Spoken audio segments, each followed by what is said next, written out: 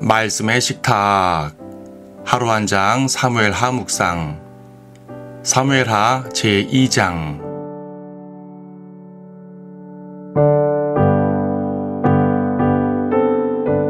2장 4절을 보겠습니다. 그때 유다 사람들이 와서 거기서 다윗에게 기름을 부어 유다 집을 다스릴 왕으로 삼더라. 드디어 다윗이 왕이 됩니다. 비록 사울이 첫 번째 왕이긴 했지만 엄밀히 말하면 다윗이 첫 번째 왕입니다.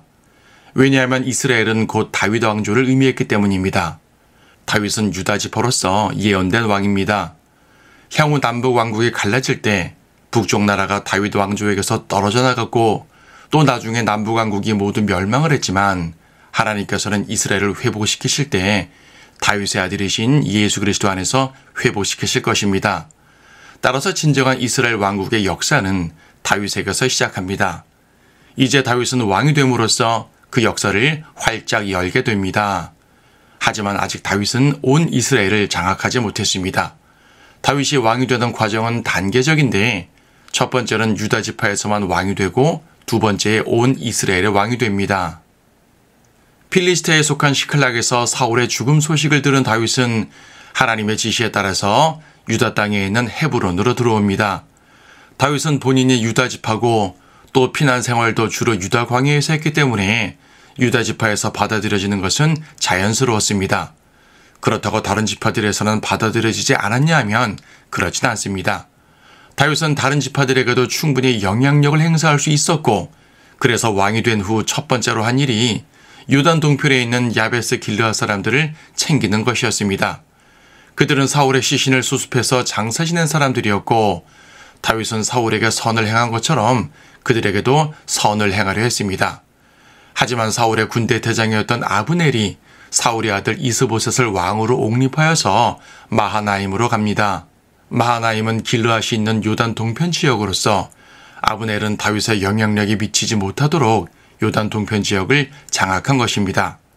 결국 요단 동서편을 비롯한 북부 지역은 사울의 아들 이스보셋이 왕이 되고 남부 유다 지역은 다윗이 왕이 되는 두 국가 체제가 성립합니다. 영적으로 말하면 이것은 매우 큰 사탄의 방해입니다. 아마도 아브넬이 군사력으로 백성들을 위협했을 것입니다. 혹은 사울이 왕이었으니 그 아들이 계승하는 것이 당연하다고 설득시켰을 것입니다. 하지만 하나님께서는 이미 사울을 버리셨고 다윗을 왕으로 선포하셨습니다. 다윗을 통해 이루시려는 새로운 역사는 하나님의 커다란 계획이었습니다. 아브넬과 이스보셋은 하나님의 이 커다란 역사를 방해했던 것입니다. 마치 바리새인들이 천국을 닫아버려 자신들도 들어가지 않고 들어가려고 하는 사람들도 들어가지 못하게 막은 것과 같습니다. 예나 지금이나 하나님의 역사를 방해하는 사람들이 많습니다. 하나님의 진리의 길을 막고 방해하는 사람들이 많습니다. 이들로 인해서 수많은 사람들에게 구원의 길, 진리의 길이 막히고 있습니다. 이어지는 내용을 보면 아브넬은 다윗의 군대 대장 요압과 갈등을 빚게 됩니다. 나중에는 요압에게 죽임을 당하게 되는데 그 과정이 매우 아름답지 않습니다. 이처럼 다윗이 왕이 되는 과정은 결코 쉽지 않았습니다. 여러 차례 전투도 있게 되고 수많은 사람들이 죽게 되지요. 하나님의 일들은 이처럼 많은 방해를 받게 됩니다. 그래서 분별력을 잃지 말아야 합니다. 하나님의 말씀을 통해서 그분의 뜻을 올바로 깨달아야 잘못된 음성에 귀 기울이지 않게 됩니다. 하지만 하나님께서는 승리자십니다. 마귀의 방해가 아무리 많아도 하나님께서는 그분의 일을 행하십니다. 결국 다윗에게 왕국을 주신 것처럼 오늘 우리에게도 그분의 뜻을 하나씩 이루어 주실 것입니다. 우리는 목자의 음성에 귀 기울이며 신뢰하면서 따라가기만 하면 됩니다.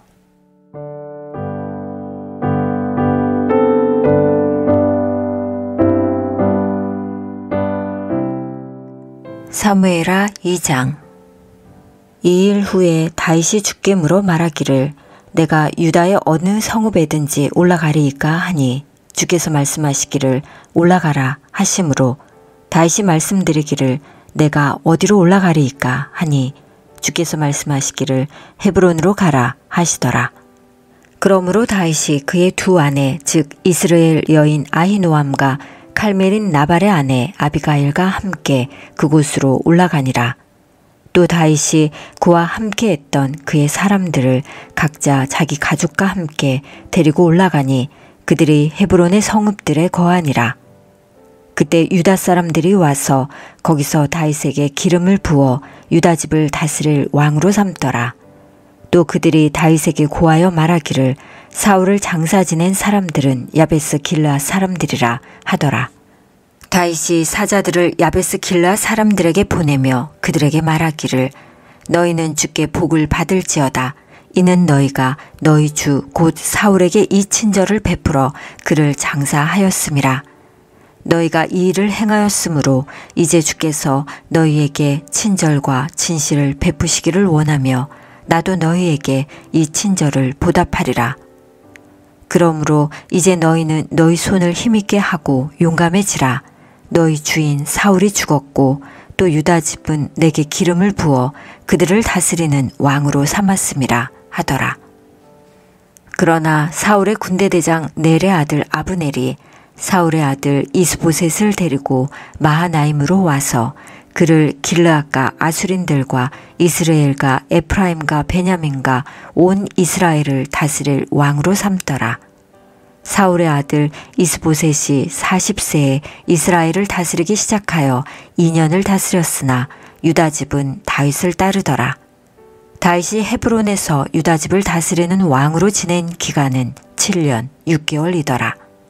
넬의 아들 아브넬과 사울의 아들 이스보셋의 신하들이 마하나임에서 나와 기브온에 이르고 스루의 아들 요압과 다윗의 신하들이 나와 기브온 목가에서 함께 만나 앉으니 한 편은 못 이쪽에 앉고 다른 편은 못 저쪽에 앉았더라.